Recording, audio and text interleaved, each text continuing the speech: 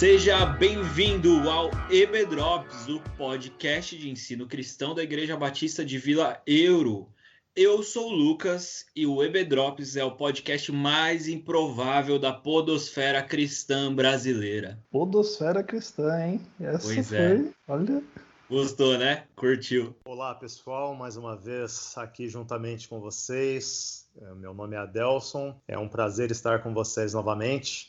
Oi, eu sou a Tog, também conhecida como Thaís Galter, e o maior perigo não é o de nos tornarmos ateus, mas sim querermos que Deus coexista com os nossos ídolos do coração. Fala, pessoal, aqui é o Elder. O livro de Juízes nos mostra que os moinhos de Deus podem até girar vagarosamente, porém moem com extrema eficiência. Sim, senhoras e senhores, como você já viu aí na descrição do podcast e também na nossa introdução, hoje nós damos início a uma nova série aqui no EB Drops, uma série que eu particularmente queria muito que acontecesse, que é a série Improváveis, um estudo no livro de Juízes. Então, a partir de hoje, durante 10 episódios, nós vamos ir capítulo a capítulo, história a história, melhor dizendo, do livro de Juízes. Então, aqui no começo do programa, a gente já deixa o convite para você. Você que está nos acompanhando, que está ouvindo com a gente, comece a ler o livro de Juízes, leia à medida que as semanas vão passando, os capítulos que a gente vai estudando, porque eu tenho certeza que vai ser uma experiência bem rica, tanto para a gente quanto para vocês. Vai ser bem legal, gente. É importante, né? Porque o livro de Juízes, ele é um livro muitas vezes deixado de lado, porque está no Antigo Testamento, porque tem algumas histórias que a gente ouve no departamento infantil, para quem cresceu na igreja, Sansão, Gideão, Débora, esses principais juízes que aparecem mais,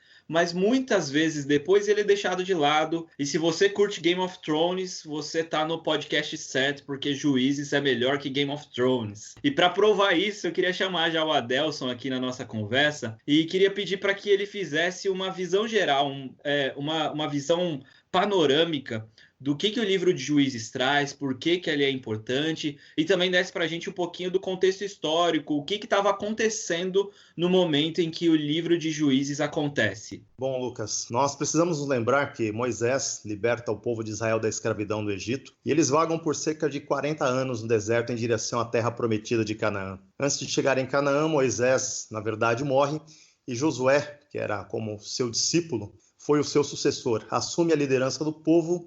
E através da liderança de Josué, o povo entra na terra de Canaã, a terra prometida. Josué foi um grande guerreiro, um grande líder, e através dele o povo se estabeleceu em Canaã. Mas Josué, na verdade, ele não preparou um seu sucessor. E quando Josué morreu, o povo ficou sem um líder humano, sem uma pessoa para direcioná-los. Então o povo se estabelece ali em Canaã, assim como o Senhor havia prometido. Só que o povo comete um grande erro. Na verdade, eles não retiraram os estrangeiros que moravam ali. Eles fizeram isso apenas de uma forma parcial. E alguns obedeceram e tiraram, mas deixaram muitos estrangeiros, vivendo ali em meio deles. E o que acontece? O povo de Israel acabou se contaminando, com os costumes e com os deuses, dos estrangeiros, e começaram então a se esquecer do Senhor, a se esquecer de toda a experiência que eles haviam tido com Deus, desde a sua libertação até chegar ali na Terra Prometida. A partir disso, nós podemos resumir esse período com uma frase, na verdade, com um versículo que está lá no capítulo 21, 25. E cada um fazia o que parecia certo aos seus próprios olhos. O povo se esqueceu dos ensinamentos de Deus e começou cada um a fazer o que achava certo. Os israelitas se deixaram influenciar pelos estrangeiros e começaram então a adorar falsos deuses, e a partir daí começa a surgir grandes problemas em meio àquela sociedade. Então o povo começa a clamar e Deus levanta então o quê? O juiz, que seria na verdade um libertador, a pessoa que começava a liderar o povo e a direcioná-los para que eles vencessem aquele problema, aquela dificuldade, aquele período que eles estavam passando.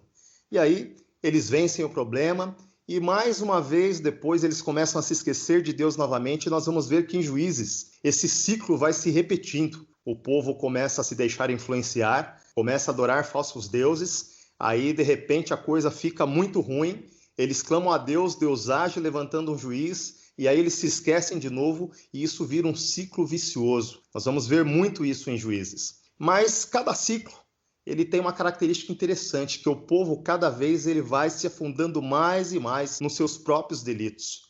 E nós chegamos num ponto tão terrível, na verdade, de sociedade, que os próprios juízes também já deixam de ser referência, ou seja, eles também se contaminam nos delitos do povo, eles começam a se corromper também. Resumindo, o que o livro de Juízes nos mostra, na verdade? A grande decadência do povo de Deus.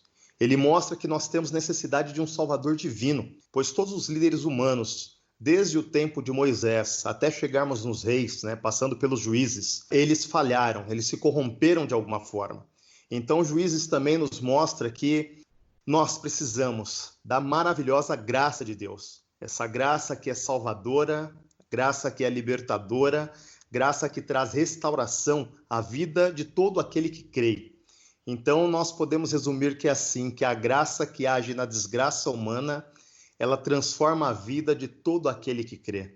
E essa graça, ela vem de Deus, o nosso Pai Celestial. Essa frase, cada um fazia o que era certo aos seus próprios olhos, ela foi a frase que me incentivou bastante para que a gente trabalhasse essa série, porque eu acho que ela tem muito sentido. Eu acho que a gente vive num tempo em que a verdade ela tá tão líquida, para usar aí o termo do Bauman, bastante conhecido, que a gente tem dificuldade de saber o que de fato é verdade, e no final das contas cada um faz o que acha certo e busca argumentos para que seja validada a sua posição. Então a gente tem desconfiança em termos políticos, desconfiança em termos científicos, desconfiança em termos jornalísticos. A gente vive em um tempo de profunda desconfiança. E aí quando você não tem certeza, não tem convicção, você vai por aquilo que você acha que é o certo, aquilo que é certo aos seus próprios olhos. E eu acho que na nossa geração a gente está num ponto pior, que isso nunca esteve tão inserido dentro da igreja, né?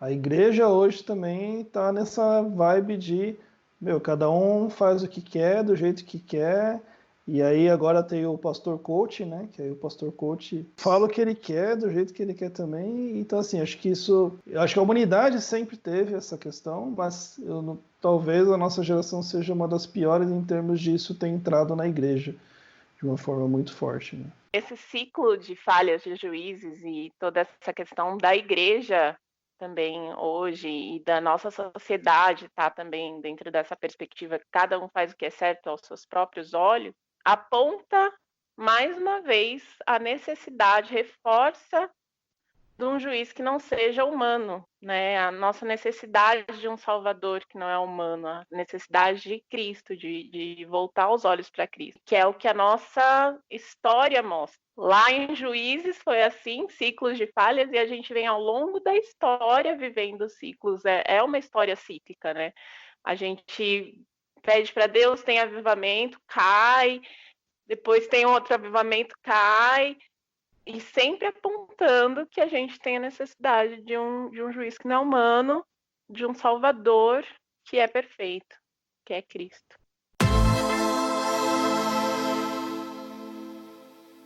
O primeiro capítulo, ele apresenta para a gente um problema que vai ser o ponto de partida, que vai ser fundamental para o bom entendimento e para toda a narrativa, né? Ele serve como base fundamental para toda a narrativa do livro de Juízes. E eu queria pedir para que o Helder e depois cada um de vocês falasse um pouquinho a respeito desse problema e como também isso se relaciona com a nossa vida. Então, Helder, fala para a gente aí um pouquinho do capítulo 1, quais são as suas percepções e tudo mais. Então, até a gente acho que não chegou a comentar aqui, mas boa parte do que a gente está comentando a gente está baseando num livro do Timothy Keller, né? Que é o Juízes para Você. E eu achei interessante que na introdução o Tim Keller ele fala o seguinte, que o livro de Juízes ele poderia ser descrito como pessoas desprezíveis realizando coisas deploráveis. E aí, talvez na primeira vez você fala, nossa, mas que duro, né? Nossa, mas que coisa... E, no fundo, quem somos nós hoje, se não pessoas desprezíveis que fazemos coisas deploráveis, né? Se olharmos para a humanidade e de uma forma geral, e a cada um de nós também, né? Talvez a grande diferença, né, entre o povo da época e hoje é que hoje nós temos uma esperança em Cristo. E na época eles tinham esperança na vinda do Messias, mas ainda era algo muito embrionário na cabeça deles.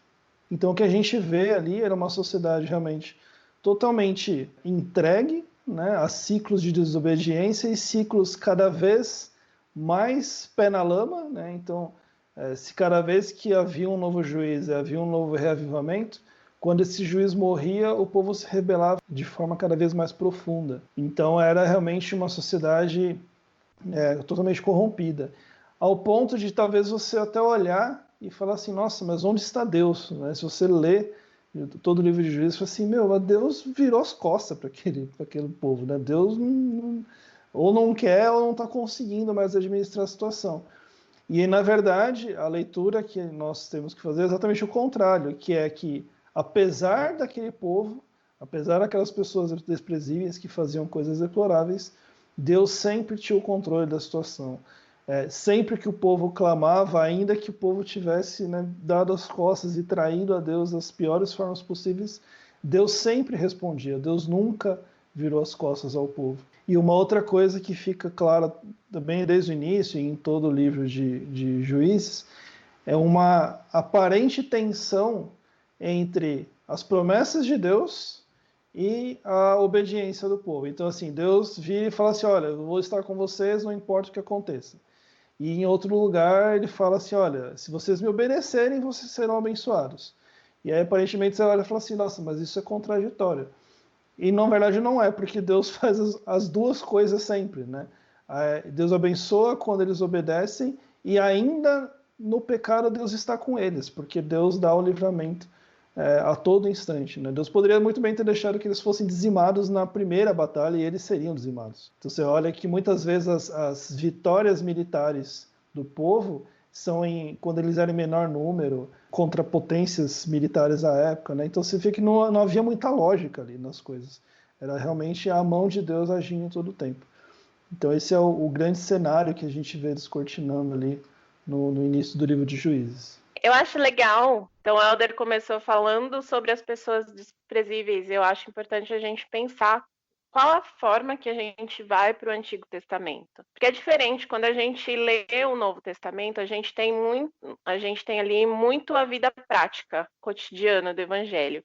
E às vezes me parece que quando a gente vai para o Antigo Testamento, a gente vai procurando um modelo, vai procurando os heróis da nossa infância, da escola bíblica de férias, a gente vai procurando algo para a gente imitar.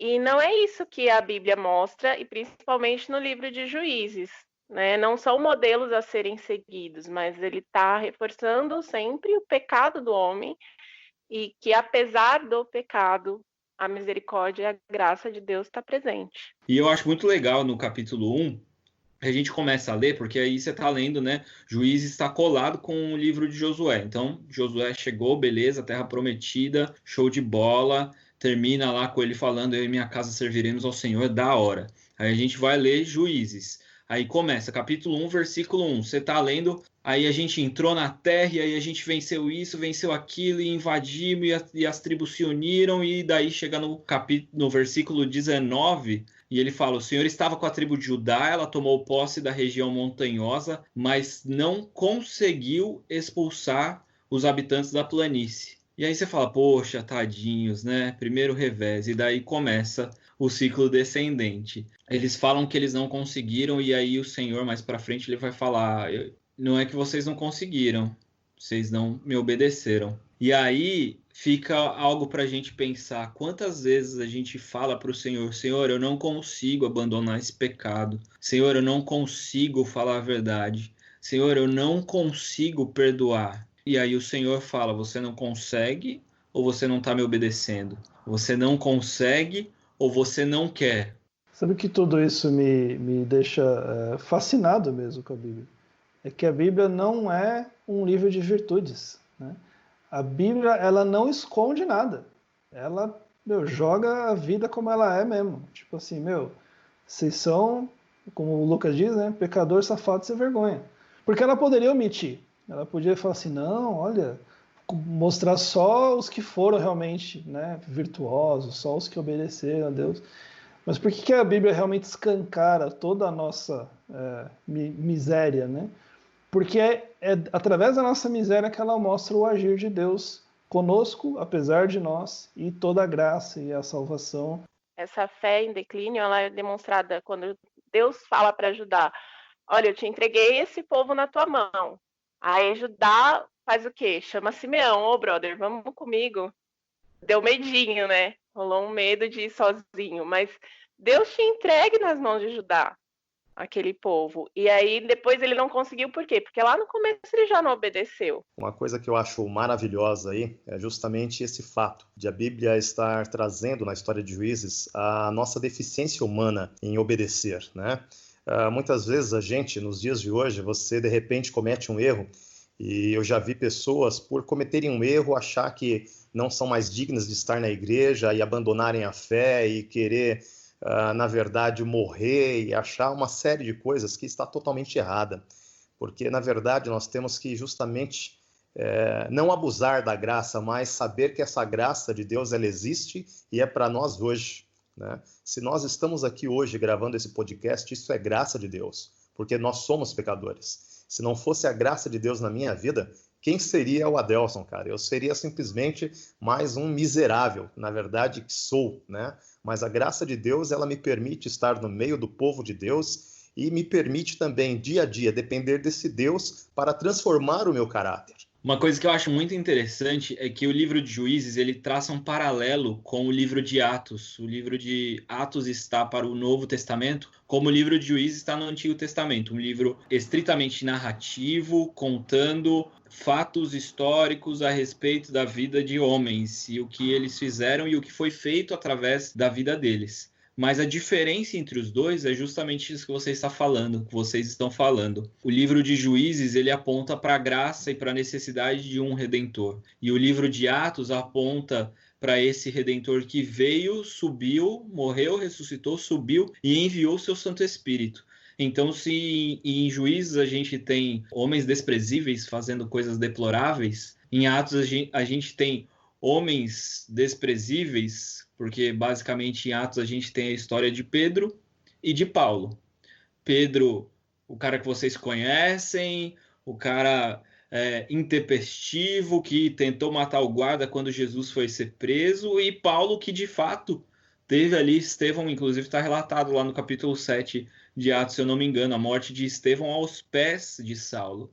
E esse cara é redimido por essa graça e aquilo que ele faz para o evangelho depois pelo poder da graça de Jesus. Então eu acho muito interessante isso. O livro de Juízes é um livro que possui duas introduções. Lá no primeiro capítulo, a gente vê o declínio espiritual do povo de Israel, e agora no segundo capítulo a gente consegue ver o porquê desse declínio, qual foi a causa desse declínio. E logo no começo, Deus já fala para o povo de Israel que vocês não é que vocês não puderam, é que vocês não quiseram me obedecer. O anjo do Senhor subiu de Gilgal. É legal também ver que Gilgal foi o lugar em que o povo de Israel chegou e ali acabou o maná. Ali eles chegaram na Terra Prometida, começaram a comer dos frutos daquele lugar. Foi ali que aquela geração que chegou à Terra Prometida foi circuncidada, que ainda não tinham sido circuncidados. Então, a aliança com o Senhor foi renovada naquele lugar. Por isso que é importante a gente saber que o anjo do Senhor falou dali que não é que eles não podiam, é que eles não quiseram obedecer ao Senhor, e aí ele não ia tirar aquele povo dali, eles iam ter que conviver com a adoração daquele povo e demonstrar fidelidade, e eles não foram bem-sucedidos. O capítulo 2, ele mostra também um resumo do livro de Juízes. Em todo o livro a gente vai encontrar as mesmas frases: e tornaram os filhos de Israel a fazer o que era mal perante os olhos do Senhor. E aí o Senhor entrega esse povo nas mãos de outros povos durante todo o livro de Juízes. Toda aquela geração que conhecia Josué, que tinha visto todos os feitos do Senhor, morreu. A gente se depara com uma nova geração que não conhecia o que o Senhor tinha feito. E essa palavra aí, não conhecia, não quer dizer que eles não sabiam da história que tinha acontecido antes. Eles não tinham uma experiência de relacionamento com Deus. E por isso o coração deles se dobrou aos ídolos daquele lugar, né? Aos ídolos de Canaã. E aí a gente pode se perguntar o que aconteceu no meio desse caminho. Será que os pais não passaram para os filhos como tinha sido ordenado lá em Deuteronômio 6, ao sentar, ao levantar, ao andar pelo caminho? Será que os pais não passaram essa fé? Né? Eles conheciam a história, mas não tinham relacionamento com Deus, e por isso eles foram se afastando, se entregando aos ídolos, e a Bíblia coloca isso como uma prostituição. A idolatria, ela é similar a prostituir-se, né? Você entrega o seu coração a um outro Deus. Eu acho curioso esse texto que fala do anjo que subiu de Gilgal, né? Porque assim, por que de Gilgal, né? O que o anjo estava fazendo em Gilgal? E que na verdade tem esse simbolismo, né? Do anjo vir da onde Deus te resgatou, da onde Deus selou a promessa, né? Então assim, o anjo não morava em Gilgal, né? Ele podia vir do céu, podia sair da terra, sei lá.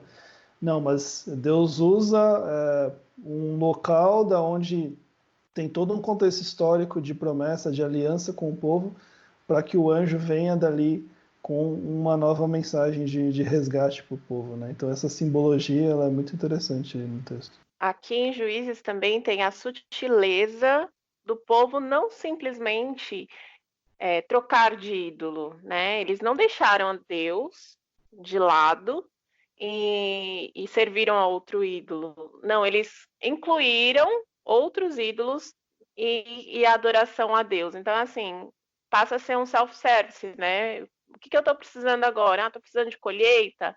Então eu vou ali no Deus Sol.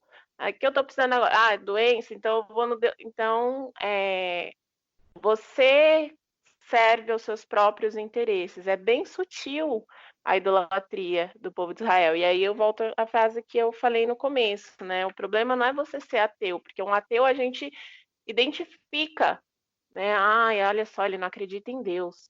Não, é você permitir que Deus conviva junto com os outros ídolos do seu coração. Algo que eu acho interessante, como a Tog estava colocando aí, é justamente essa questão de o que nós temos deixado para essa nova geração. Lá em Juízes nós vemos que o quê? Os antigos, eles não ensinaram os mais novos a terem experiências com Deus.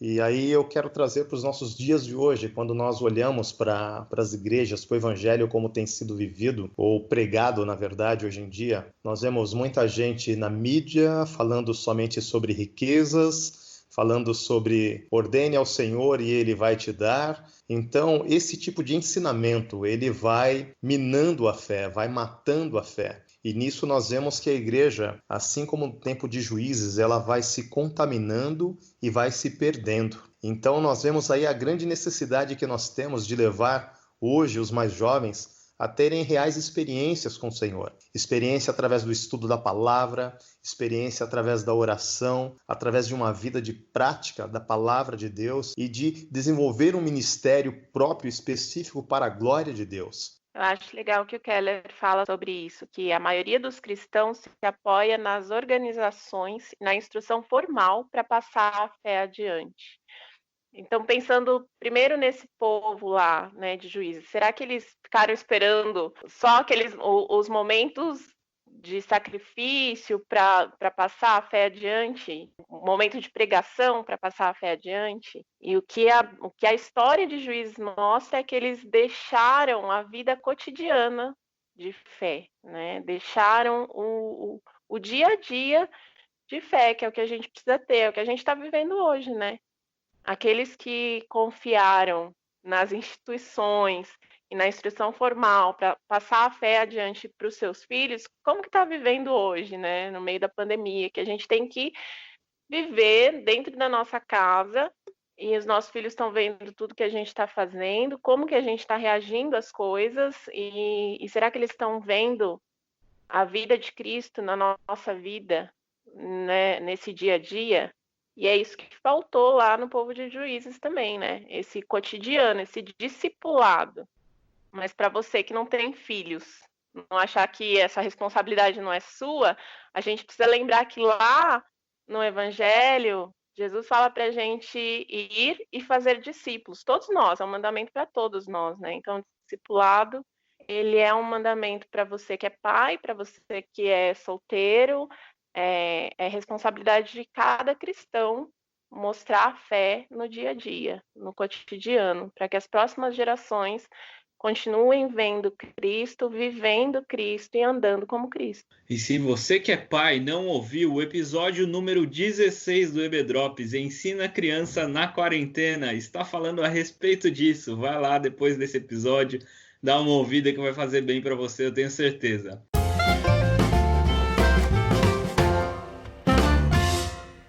Eu espero que esse episódio tenha te dado um gostinho na boca aí de quero mais, para que a partir da semana que vem, quando nós vamos começar a falar de fato das questões dos juízes e entrar na história de cada um dos juízes, você esteja acompanhando com a gente. Se você quiser comprar o livro, ele chama Juízes para Você, do Timothy Keller, o melhor autor que nós temos no mundo cristão atualmente. Vale a pena ler tudo que ele escrever. Se ele escrever uma receita de bolo, você leia, porque você vai ser edificado. Mas vale a pena você acompanhar o texto bíblico. Nós passamos pelos capítulos 1 e 2, e semana que vem nós vamos trabalhar o capítulo 3. Infelizmente, eu vou estar bem pouco aqui nos podcasts dessa série, porque também vou trabalhar algumas outras questões do ensino aqui da nossa igreja, mas eu tenho certeza que vai ser abençoador, e o Adelson, o Helder e a Tog vão tocar aí. Eu tenho certeza que vai ser uma bênção para todos nós, para toda a nossa igreja e para todos os nossos ouvintes. Beleza, então, gente, obrigado. Um abraço para vocês. Até mais, gente. Deus abençoe vocês. Tchau, tchau. Valeu, pessoal. Tchau, tchau.